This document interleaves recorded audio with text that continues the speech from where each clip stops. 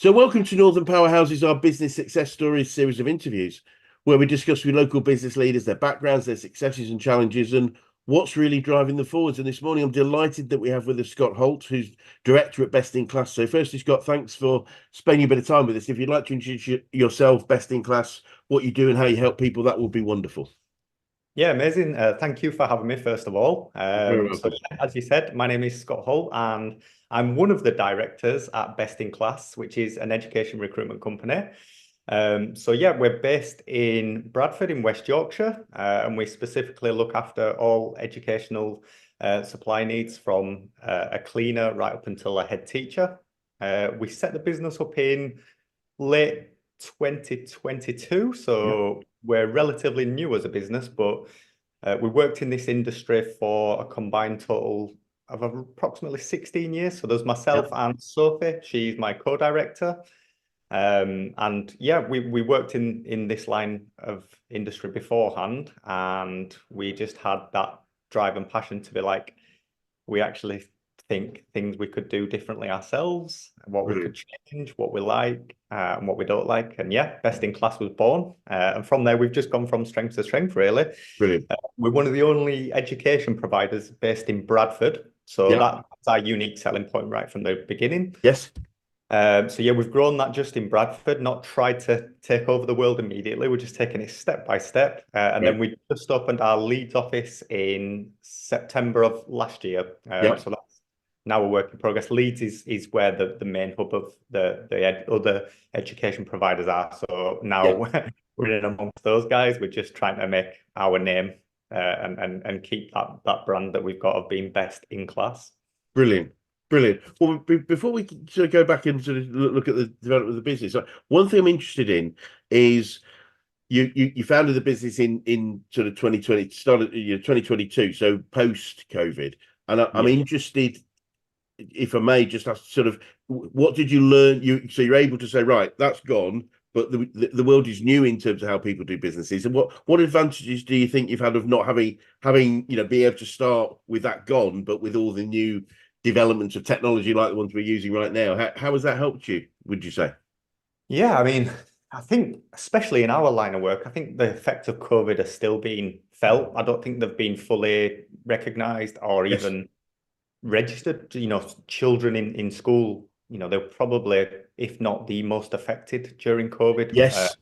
And statistics are probably still not caught up yet to Yes. that. So it was a real eye opener. So I worked for a large educational recruitment company and had Yep. done for some time. And obviously when COVID happened, it was as a shock to everybody. But I think what happened was our line of work meant that that organization can only get paid when people are working in schools. And obviously Yeah. what happened in the supply contract was every supply contract got finished. Yes, of course. No income to that business, and that was a scary time. Yep.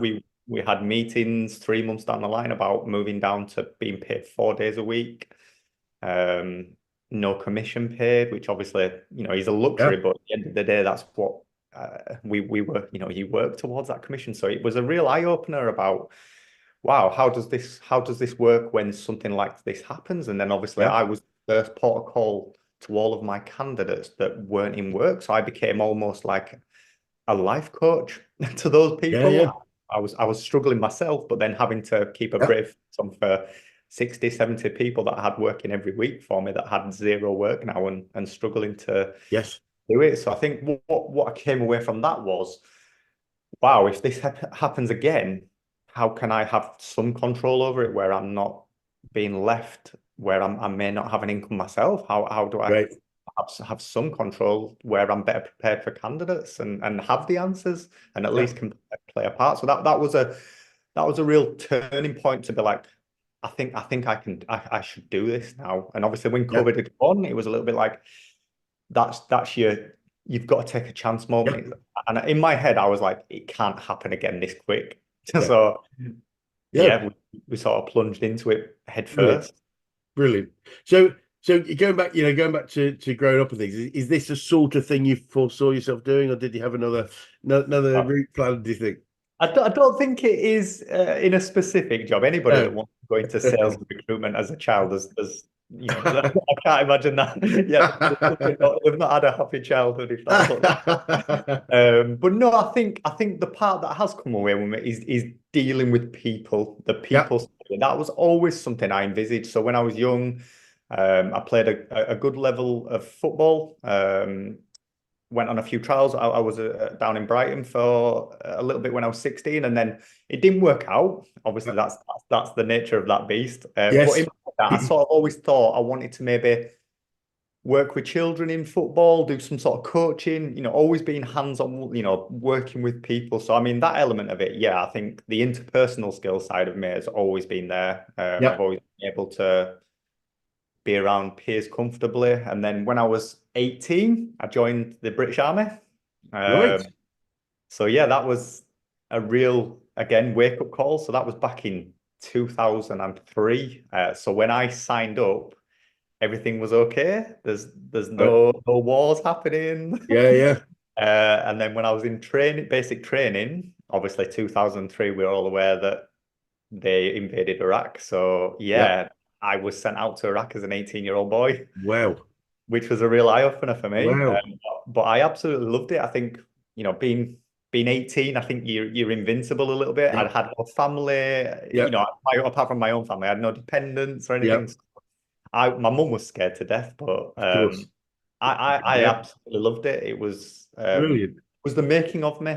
Yeah, I come from Bradford. It's not got much prosper and prospect, and it's always in the shadows of Leeds, I think. yeah, And me having the opportunity to go outside of Bradford and experience life, even if it was in Iraq for that time, just that just being away from there, knowing yeah. that there's a bigger wide world out there. So I think that was the best part of doing that. And I had an exemplary career in the British Army. I spent 5.5 years and I traveled everywhere. I went Wonderful, absolutely everywhere. So yeah, wonderful. that taught, maybe that was the foundations of then going, being able to cope with the business. I had, Yeah, being able to deal with stressful situations. yes. I was promoted quite young. So I was looking after, 15, 20 guys under me when I was only about 23. So I had Wow, responsibility at a young age. So yeah, wow. maybe all of those were a culmination into me Yeah. eventually in the future moving on to that. One of the common characteristics when I speak to him that we find is resilience, and I think I would absolutely imagine that Yeah. your army career would have helped you build up that resilience, and as you said, being able to deal with stressful situation. And speaking of which, since you found the company, grown the company, what are some of the biggest issues that you have had to overcome? I think like I say, maintaining that level of compassion for other people's needs. It's your business, but you don't come first. You have to make sure that everybody else feels as good as you do to Yeah, be able to produce the kind of work you want them to. yeah, I think that was so. Me and Sophie, the co-directors, we knew that we wanted to grow the business fast and not sort of just pocket any sort of revenue, and that we wanted it to all go back in and have a team. So we were only as a two for 3 months as a business. right. So we had clients and whatnot that trusted us from previous and sort of wanted to follow us. Yeah, That people buy from people at the end of the day. So it was never about the organization, the brand that was behind me. It was about me that they trusted. So yeah, luckily, fortunately, a lot of those wanted to move along and carry on brilliant. that business. So yeah, we did that, and then we sort of had a plan in our head that within sort of 3 months we want to get a person to join the team and help with compliance, because the education sector compliance is a huge part. Okay, yeah, You're placing teachers, support staff, anybody into a school working with children. So of course, yes. not an easy process. I know other industries where they can recruit people within 48 hours and have them out working and whatnot. But in ours, it's a little bit tricky, and for good reasons. But Yep. yeah, it's not as simple. So yeah, we knew that to move forward faster, we'd have to grow that team. So yeah, we brought a compliance officer in within 3 months. And that meant me and Sophie then could just continue business development, but knowing that we'd have somebody then that's responsible for making sure that all of our candidates are fit for purpose and ready to go and work in a classroom. And then within 6 months, we had a team of five. And Wow. now, 2.5 years later down the line, we've got a team of seven with two offices. So yeah, Well done. it's been yeah. Really well done. I think we've never stopped to think, should we do that? I think it was like, oh, we Brilliant. just want to do that. We've Brilliant. got it wrong a few times, but I think we've just always had that in our brains that we just whatever feels natural, we'll just go along with it, and Brilliant. it's worked so far. And it does feel like it was the right choice in the end, where Yeah. we're at the moment. But yeah, I think going back to your original question there, I think one of the toughest parts then was knowing that this was my baby, how I want it to work, but then how do you get other people to respect it in the same way but feel good when they're at work? I think that's always going to be the hardest thing to manage other people's expectations. Yes. So I think having strong culture is really important, and we can set the culture. The culture can and should be set by the owners of the business. It's our business. This is our identity, our personality, what we believe to be important, what we, all those things. And people then, by bringing it out of ourselves into something that people can read and engage with, yeah, they can choose whether they want to be on our team or not. yeah, And I think it's so important because, people can, without it being clear, people can have expectations of a totally different business, and yeah. a mismatch is to nobody's benefit. Either the business or the individual. So that makes perfect sense. And what would you say you've learned about growing a business over the last couple of years, 2.5 years or so? Oh, one of the main ones is you can't please everybody. Yes, The 100%. the moment you get over that and understand that as long as you're not deliberately disappointing people, you can't please everybody. I think, yeah, once you get over that, the rest of it is straightforward, less Brilliant. stress. And so, yeah, that's the biggest advice I'd say starting a business. Be aware that you're not going to please everybody and Yeah, focus on what you're good at. absolutely. I mean, the other thing, going back to your previous point that I often say to business owners is, that the ultimate challenge of a business is the buck stops with us, and Yeah, until we get someone else that might take that responsibility over time, if we end up having a business that works without us, but so the buck stops with us. But the great thing about having your own business is we choose how it is. yeah, And it can be totally different to any other business of its type, or any type of business. And so we can choose how we operate, the rule, the culture we have, the working principles, and that's what's I think that's what's quite exciting about having a business, isn't it? Is it is our it is. And if we just stopped now and just stayed where we were, I'd be happy with that also. It's not, brilliant. not everybody has to be Napoleon, do they? No, And if it works and we go down that avenue, I would like that, but I'd hate to lose, like you said, then the identity of what yeah, and Sophie bring to best in class. I think that's where we became frustrated about where we previously worked. I think yes, the old yeah, classic cliche of you just become a number, and yeah, it's all about revenue, and it loses a yes, little bit of personal touch. And I get that, because if you grow as a massive organization, I get that you can't always do that. But I just felt in this, especially in the education sector with after COVID, I felt like that was one where you have to show more compassion in that, and you have to be a bit more. It's not just about money. The education, 100%. yeah, the statistics of people leaving teaching is absolutely horrifying. Yes, I think we're up to about, not quoting exact, but we're on about 60% of newly qualified teachers leave within 2 years. That if that can't be sustainable for the next 10 years, if that's true.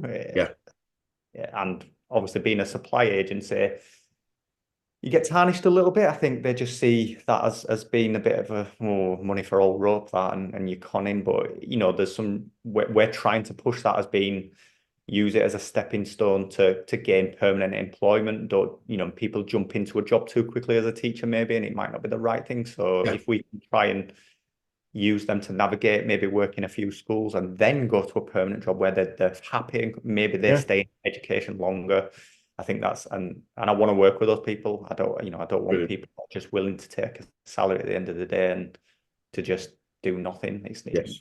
It's not what I'm trying to do anyway. No, it makes perfect sense. It makes absolute sense.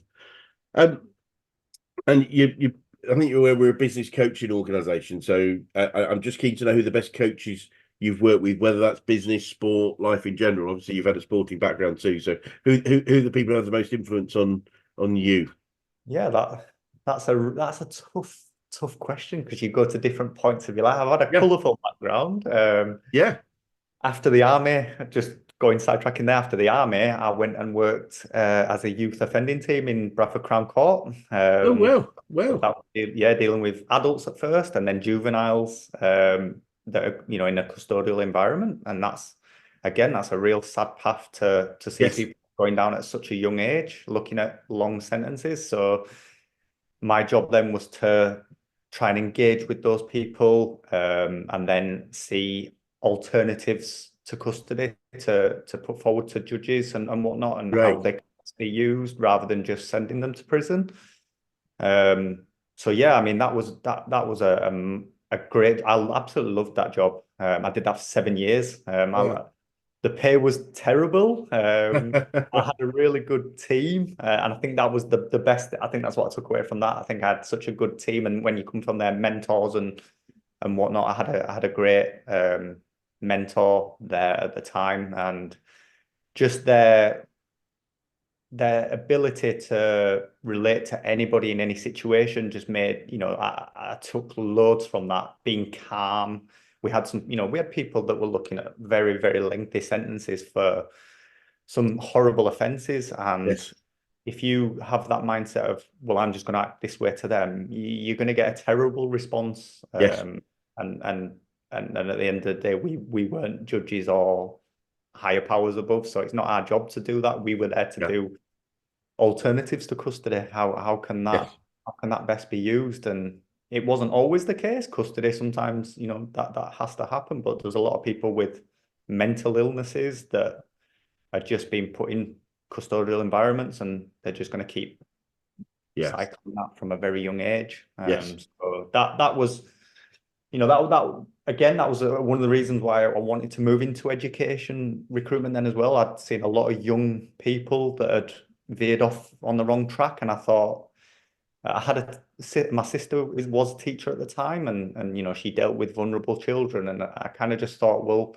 if you can make a tiny bit of difference, and even if it's just making sure that they have a good teacher at school, a lot of the kids didn't have a male um, yeah, figure in their life. So if you could help them have a good, strong, positive teacher, you might have just helped one part of somebody's day. 100%.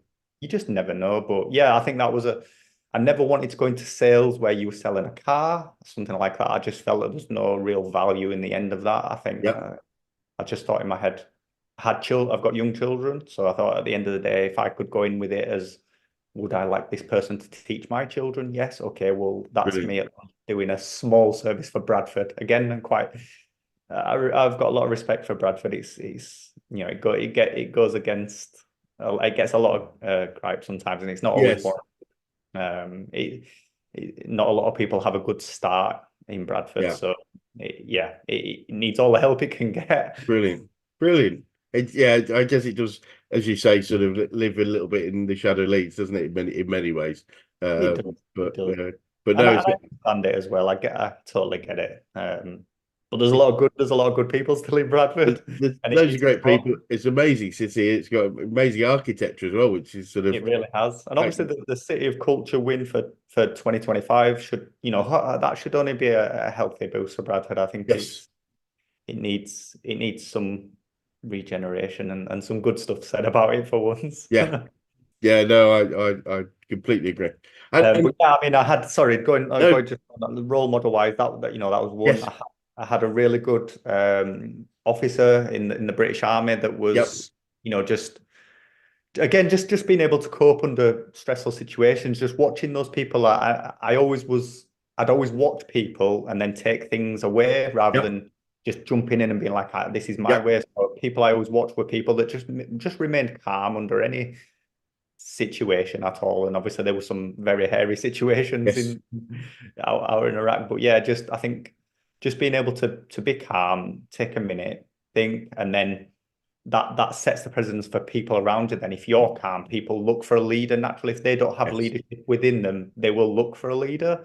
So I yes, think I took that away. I did take that away to be you don't always have to be the loudest in the room, but if you're confident and you're calm, then people will look for guidance for you. And I think that's why I like when people listen to you, not forced listening. Yep. So yeah, I've had some good mentors over the years, and some people that I do keep in touch with still as well. Brilliant.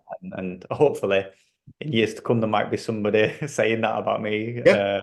And you can only hope for that. That'd be the nicest thing, that if somebody said, yeah, he helped me with this or that, then yeah, I think Brilliant. that's non-cliche, but Yeah. But it's I was saying to somebody yesterday, you know, that most people have a drive to help other people, yeah, as I do, and you've already identified that in yourself, and you know, people like to help, and therefore being asked for help is something most people will respond positively to.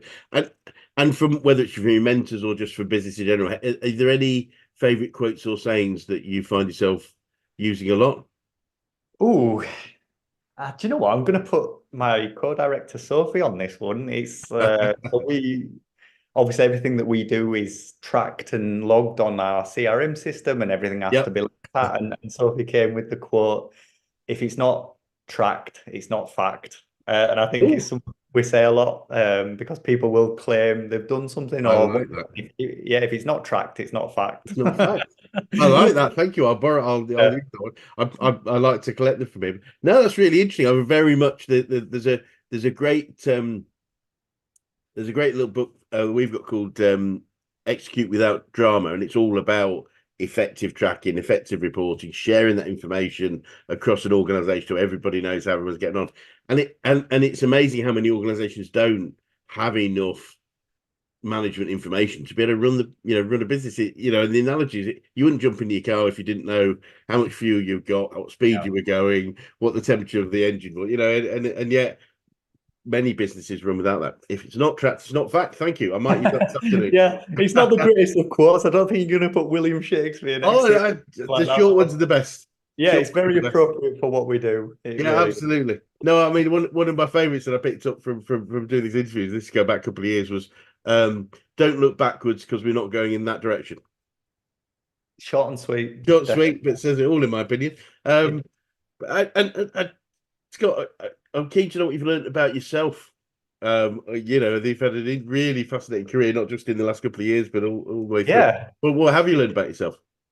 I think just knowing that actually when you say you can do something, if you go and just do it, anybody can do. I know it's that cliche again, but anybody can do anything. I didn't go to university. I'm from Bradford, where there wasn't much opportunity, which I keep saying there. And you've got to put your head above the parapet sometimes, because if you don't, you just never know. Failing is the best success. And Yes. again, that almost sounds it comes from a business textbook, but it truly is. I think, like we say, we just have this mindset of we're just going to do it. And if it doesn't work, at least we can say we tried. But at the same time, that's the difference. It does work a little bit more, because you then put time into it and you then put a plan. I hate failing, so Yeah. I'll try and make it work no matter what. And I think what I've learned about myself is that my, like say, resilience, what we said then, is I'm able to cope with pretty much anything. Been Brilliant. and I've been and seen a lot in my time. And when people are saying they're stressed about making a few calls, or somebody's just a little bit angry, to me that's not stressful. Yeah. It isn't. And obviously everybody has their own levels and whatnot, but for me, I think what I've learned about myself is I'm able to cope pretty much with anything. And Right. I'm not scared to dip my toe in the water or put my head and take ownership. Brilliant. Wonderful. It is a nice feeling as well, because at the same time, I'm not overconfident, where I wake up every morning Yes. thinking I'm the best. I get worried all the Yeah. time. But I think when you see that the business is growing, and hearing, we have people writing in and doing good compliments and passing our name on, and referrals seem to be the biggest part of what we do. And for me, that has to be the biggest compliment to us. If people are referring us, then we're doing something right, because anybody can blow their own trumpet. But if Yep. somebody else is talking about your business, getting somebody else to join you, that means that you're doing it absolutely for the Yes. correct reasons. So yeah, I think just learning about yourself to be able to cope in situations. I think that's what I've learned about myself, that you can do anything. You can. Yeah. Wonderful. And looking forward then, Scott, well, what does the future look like for you guys, and what challenges do you think you might face, if any? I think the future for us, I think we just want to keep growing the business, but at a rate that is still, as I say, has that brand of best in class. You know, Yes. even the name itself, it's a play on words. We want to be the best in class in our sector. Yeah. I, I would, I don't care about being the biggest money earner each year. It's not about that. But if somebody year on year keeps saying they are a good organization to work for, I'll take that all day. So I think we're just going to keep growing it Yeah. in Yorkshire. I think, again, I think if we go outside of Yorkshire, I mean, who knows? It could be different, but I think in my head, if we go outside of Yorkshire, I think it starts to lose its touch on what we started it for, being that local provider. I think when you start going national, I think you start then taking the edge off a little bit about being that, that local provider. Yeah. We're just trying to push so much about being based in Bradford. It really is what we try and promote all the time. So I think just grow it at a natural rate, not try and force it. Yes. And then have a good team under us. I want to spend a little bit of time looking at other avenues, and if whether that be working with trusts, going in and speaking to them, how can we give back to schools? We've got a preferred agreement with the Bradford Trust, so it has about 8 schools within it, Right. and had a head teachers meeting last week, so we were in front of all 8 head teachers, and that was like a bit of a daunting Yes. thing. I can imagine. And it was a bit like, no, actually, they're just people at the end of the Yep. day. It's just a Yep. title. But that was to come up with ideas about how we give back to all of those 8 schools Yep. independently. And it was such a nice thing to be able to just bounce ideas about how you could, make a child happy. Like, can I give you this? Can we do that? And that, I was thinking in my head, you don't get that all the time when you work for somebody. No. So for me to be able to be in that position to go and do that now, that's where I want to maybe take the business, Brilliant. where we're able to give back as much as we're taking Brilliant. almost. We are a Yeah. business at the end of the day, and we earn money. We have to keep going, but if we can give some of it back, then you almost feel like you've done a good turn to carry on, if that makes sense. It does. Yeah, very much so. Brilliant. And I'm keen to know what you'd say to anyone that was thinking of going into business right now. Absolutely, absolutely.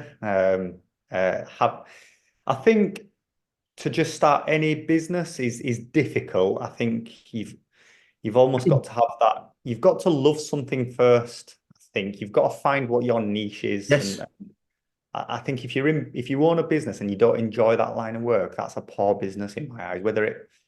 I never base something on its money merit. It's not about how much a company earns. It's about, are those people happy doing it? In Yeah. my eyes.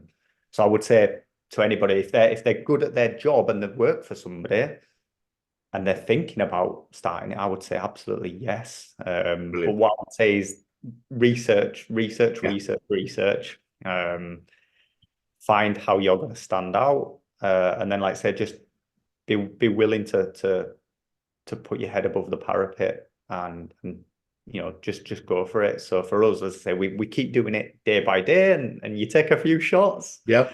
But I think you learn more about yourself each day when you do that, and you can only be then stronger as a boss and as a leader, because other people then see, well, like I just said about the head teachers, then, when I first started in education recruitment 7 years ago, I would have been terrified to speak to a head teacher, because in my mind, they were like top of the tree. They were the decision makers. Yeah. Whereas now it's people need to see me leading my business, so that they feel comfortable in themselves to either promote the business, or if they choose to leave Best in Class and go on, they then feel like, do you know what? I can go and do that. So anybody starting a business, I would say absolutely they do it, and just make sure that, as I say, you've researched it and that Brilliant. it's a credible business. Brilliant. Brilliant. And if you started again, is there anything significant you do differently, do you think? Ooh, that's an interesting one. I d Again, I think it was maybe learning that like you can't please everybody faster. Once you get over that, It's great. I would say for the Yeah. first year and a half, even maybe up to only 6 months ago, maybe the first 2 years, I would have been said I was trying to spin plates Yeah. that I couldn't spin, and then Brilliant. you're only spinning plates at 70% then, whereas you may as Yeah. well drop a few and spin the rest at 100. I think just learning that even if somebody's annoyed, you can come away with something where somebody's still annoyed because that's just the nature of the beast, but then you can still come away credible and they will still maybe come back to you in the future. You Yes. know, you're not always going to get it right. Yeah. When you're dealing with people, that's always going to be the Yeah. case. Nobody's got a magic wand to make people do what you want them to do. No, agreed. I've had multiple people say they're going for jobs and then not turn up, and you know, all sorts. Uh, Anything you can think of has happened, and like you said, the book stops at me then. But then it's how do you deal with that? And I think 6, 7, 12 months ago, I would have been, trying to go back and be like, take all of the blame yeah. rather than being honest and sort of saying, well, this is what's happened. Well, this Yeah. is what I'm going to do to rectify it. I Yeah. think people spend too much time worrying about what others are going to think about them first. Absolutely. Yeah. There's a great phrase I saw many years ago, which has always been very useful for myself and people I work with, it, which is what other people think of me is none of my business. Yeah, yeah, exactly. It's, Yeah, I it's, think it's not. And in that's fact, the reality is when you think about it, most people are thinking about what other people are thinking about them. So it's like they're not thinking about us at all, they're thinking about themselves and what they're gonna have yeah. for tea or whatever. It's like it's just not a thing. But we spend a lot of time worrying about it, which is a bit crazy. And what would be the best advice you give an 18-year-old you if you could go back in time and do that, do you think, Scott? Um, I would probably just check in and say, do you know what, you're going to be okay. I would say that. I'm a Great. happy guy. I try not to focus on the negatives. There's too many negatives, and Yep. Agreed. There's more positives every day, but people focus on the negatives. That's a crazy thing. 100%. But I think what I would have said back then is be more confident. I think that's a massive one of people, young people, especially now. Even for myself, I've got my eldest child is 13. He's actually just starting to look at what GCSE options he's going to Right. do next Yep. year, and that gives me heart palpitations because it makes me think he doesn't know what he wants to do, and it's such a scary time to put all that pressure on such Agreed. a young person. And I'll ask him, I'll say to him, "What do you want to do when you leave school?" And he says, "I don't know," and that's an honest answer. And it's like it's okay not to know, um, Absolutely. but at the same time, you need to go in to do something. You don't just want to be left too late where you go into a dead end job No, or something no. that you hate. So I think being more confident at an early age, I would have told myself to do that more and just sort of. I've worked, as I say, I've worked in companies where the pay was absolutely terrible and stuck it out because I loved the team. Yeah. So that I think I would have sort of said to myself a little bit of, have the resilience then to stand up and be a bit like, maybe you need to do it this way or that way, or I'm going to find something better for myself. I think I was a little bit, I was willing to let myself be bound over by somebody else more so to make them happy back in the earlier days. Yes. Which I mean, again, I think it's all part of learning about yourself because I think I Yeah. had to go through them things to treat my staff now in a better way. I think almost I do look at it that way. I've had to learn the hard way to make their lives better. Yeah. But going back to an 18-year-old me, I would have said be more confident, definitely. Brilliant. Maybe Brilliant. I started a business earlier then as well. Yeah, that's I mean, I think I would suggest probably at least a third of the people I speak to sort of say, you know, do it early. Just do Yeah, it. But the same thing applies. Is we all have a journey to go through, and that's it. early isn't always right because Yeah. our own personal development, our own personal knowledge, and it's what it is. But it's fascinating. Scott, it's been really delightful. I'm really fascinated to talk to you, and I wish you and the business really well in your continued growth. And for anyone that's interested in getting in touch with you or Best in Class, what's the best way to do so?